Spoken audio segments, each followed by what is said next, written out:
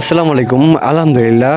আজকে হচ্ছে আমরা আমাদের যারা কৃষক আছে তারা হচ্ছে আমাদের এই সৃজনে হচ্ছে ধানের সৃজন। সো হচ্ছে আমরা আজকে ধান কাটবো মেশিন দিয়ে, সেটা আপনাদের মাঝে তুলে ধরবো এই ভিডিওর মাধ্যমে। যেহেতু এখন আধুনিক যুগ, আমাদের বাংলাদেশ কিন্তু অনেক উন্নত হয়ে গেছে, আর সেজন্য এখন প্রতিটা গ্রামে গ্রামে এইসব মেশিন চলে আসে ধান কাটার জন্য। আজকে আমরা চলে গেছি আমাদের যে জমি আছে ধানের, ওখানে যায় দেখি এখন যেহেতু শীতের সৃজন, সেজন্য সবসময় কুয়াশা পড়ে থাকে, তার জন্য আমরা রোদের জন্য অপেক্ষা করছি। একটা পর্যায়ে এসে মেশিন চলে এসেছে। আরেকটি বিষয় হচ্ছে এখন যেহেতু আধুনিক যুগ হয়ে গেছে, সেজন্য মানুষ অতটা আর কাজ করে না, সবকিছু মেশিন দিয়ে করে ফেলে। আর মেশিন দিয়ে কাজ করলে কিন্তু দ্রুত সবকিছুই করা যায়। আমরা আজকে যেখানে ধান কাটতে এসেছি সেটা হচ্ছে আমাদের এখানে 35% জমি রয়েছে। সো আমরা আজকে সবগুলো এখান থেকে ধান কেটে নেবো, আমাদের বাড়ির উদ্দেশ্যে নিয়ে যাবো। অ্যান্ড আরেকটি বিষয় হচ্ছে আমরা যেখানে ধান করেছি সেটা হচ্ছে আমাদের বাড়ি থেকে একটু দূরে, সেজন্য আমরা ধানগুলোকে বাড়িতে নিয়ে যাব। সো আমি আপনাদেরকে আরেকটি ভিডিও দিয়েছিলাম যে আমরা ধান কেটেছি, এর আগে একটা ভিডিও দিয়েছিলাম, সেটা হচ্ছে আমরা মানুষ দিয়ে কেটেছি, যেহেতু আমাদের বাড়ির একটা